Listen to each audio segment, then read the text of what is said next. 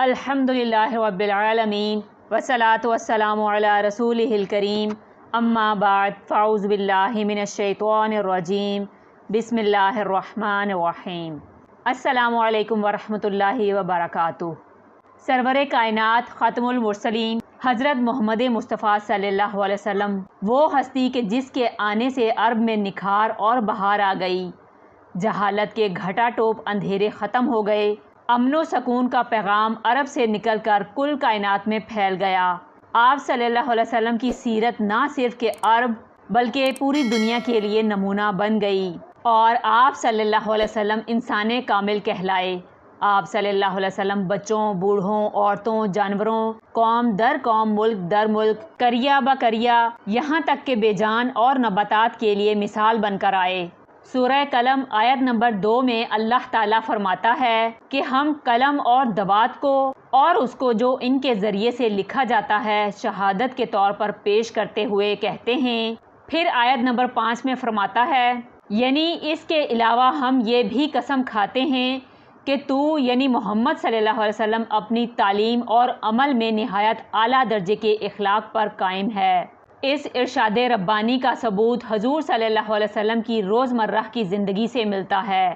آپ صلی اللہ علیہ وسلم کے آنے سے عورت کو وہ مقام ملا، وہ سایہ رحمت ملا کہ اس کو دنیا میں انسان کے حقوق سے مالا مال کیا گیا۔ لڑکیوں کو جو زندہ درگور کرنے کا رواج تھا، اس کا خاتمہ بھی آپ صلی اللہ علیہ وسلم کے اخلاق سے ہوا۔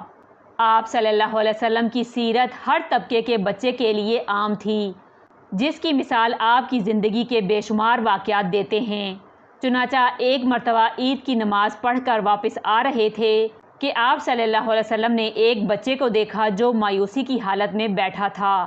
آپ صلی اللہ علیہ وسلم اسے اپنے گھر لے آئے، اس کے ساتھ حسن سلوک کیا اور اس کے سر پر رحمت و شفقت کا ہاتھ رکھا۔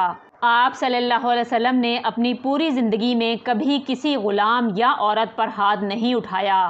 یہ آپ صلی اللہ علیہ وسلم کی سیرت کا سایہ ہی تھا کہ جب زید بن حارث رضی اللہ تعالیٰ عنہ کے والد ان کو لینے آئے تو انہوں نے جانے سے انکار کر دیا۔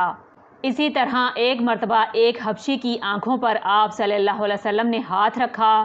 اس نے کہا کہ یہ رسول اللہ صلی اللہ علیہ وسلم ہیں۔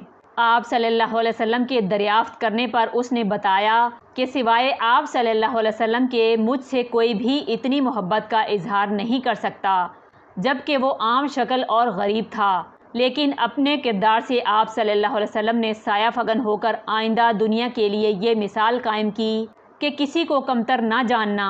آپ صلی اللہ علیہ وسلم کا کردار قیدیوں کے لیے بھی بے مثال تھا۔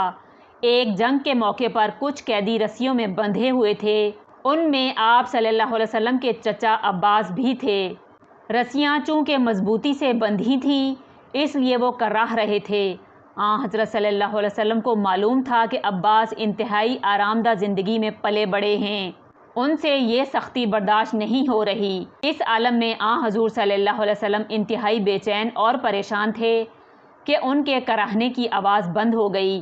آپ صلی اللہ علیہ وسلم نے صحابہ کرام رضی اللہ تعالیٰ عنہ سے اس کی وجہ پوچھی تو انہوں نے کہا کہ ہم نے ان کی رسیاں آپ صلی اللہ علیہ وسلم کی پریشانی کو دیکھتے ہوئے ڈھیلی کر دی ہیں۔ آپ صلی اللہ علیہ وسلم نے فرمایا کہ سب قیدیوں کی رسیاں ڈھیلی کر دو۔ اسی طرح ایک مرتبہ آپ صلی اللہ علیہ وسلم کی نظر ایک اونٹ پر پڑی جو بے حد کمزور تھا۔ آپ صلی اللہ علیہ وسلم نے اس کے مالک سے کہا کہ دیکھو تمہارا اونٹ مجھ سے شکایت کر رہا ہے۔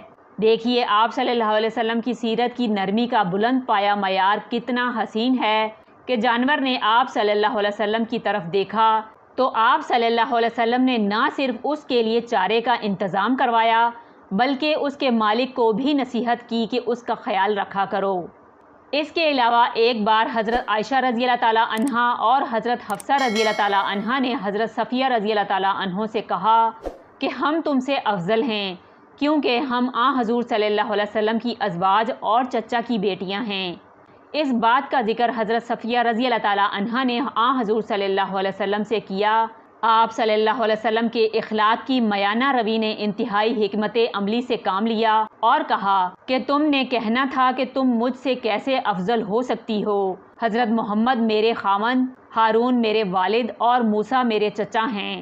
ذرا غور فرمائیں کہ آپ صلی اللہ علیہ وسلم کے اخلاق نے یہ گوارا نہ کیا کہ ان کی بیوی اپنے آپ کو کمتر سمجھے۔ یہ تمام اخلاقیات تو جانوروں کے لیے تھے، مگر نباتات بھی آپ کی اطاعت میں جھک جاتے تھے، آپ کی رحمت اور شفقت سے محرومی کو محسوس کرتے تھے۔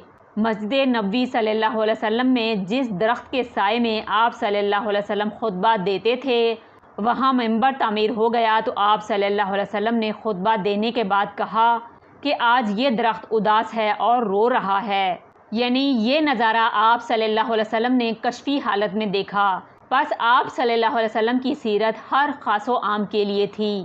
آپ صلی اللہ علیہ وسلم کی بلند پایہ سیرت کا اعتراف نہ صرف آپ کے ماننے والوں نے کیا بلکہ غیروں نے بھی اس کا اعتراف کیا ہے۔ لندن کی آکسفورڈ یونیورسٹی میں خطبے پر ایک عبارت کندہ ہے جس پر نمبر وائز دنیا کے 10 انسان کامل آدمیوں کے نام لکھے ہیں۔ ان میں سب سے پہلے حضرت محمد مصطفیٰ صلی اللہ علیہ وسلم کا نام کندہ ہے۔ حضرت صلی اللہ علیہ وسلم کی سیرت غیروں کی نظر میں بھی بہت معتبر ہے۔ ایک انگریز نے اپنی کتاب ہیروز لکھی ہے۔ یہ انگریز مصنف لکھتا ہے کہ محمد صلی اللہ علیہ وسلم ایک ایسا ہیرو ہے کہ اگر وہ طبیب کے میدان میں جاتا تو اول، سپہ سالاری کے میدان میں جاتا تو اول، اگر سائنسدان یا فلسفی ہوتے، غرض کے دنیا کا کوئی بھی میدان ہوتا تو آپ صلی اللہ علیہ وسلم سب سے آگے ہوتے، اور اس نے آپ صلی اللہ علیہ وسلم کو انسان کامل اور ہر میدان میں اول کہا ہے۔ اس کے علاوہ ابو سفیان اسلام لانے سے پہلے حضرت صلی اللہ علیہ وسلم کا بدترین دشمن تھا، مگر جب حبشہ کے بادشاہ نجاشی نے اس سے پوچھا کہ محمد صلی اللہ علیہ وسلم لوگوں کو کیا تعلیم دیتا ہے اور کیا اس نے کبھی تمہارے ساتھ کوئی بدعہدی یا غداری کی ہے، تو ابو سفیان کی زبان سے اس کے علاوہ کوئی الفاظ نہ نکل سکے کہ وہ بت پرستی سے روکتا ہے اور حسن اخلاق کی تعلیم دیتا ہے، اور اس نے آج تک ہمارے ساتھ کوئی بدعہدی نہیں کی۔ یہ آپ صلی اللہ علیہ وسلم کی سیرت کے وہ تمام پہلو ہیں جن کو غیروں، اپنوں، دوستوں، ساتھیوں اور غلاموں نے، غرض کے ہر ایک نے ان کو تسلیم کیا ہے۔ اس لیے ہمیں بھی چاہیے کہ 21ویں صدی کی چکا چوند چاندنی سے متاثر ہونے کی بجائے آپ صلی اللہ علیہ وسلم کے نقش قدم پر چلیں اور اسلام کے جھنڈے کو آپ صلی اللہ علیہ وسلم کی سنت پر عمل کرتے ہوئے بلند کریں۔ خدا ہمیں اس کی توفیق دے، آمین یا رب العالمین۔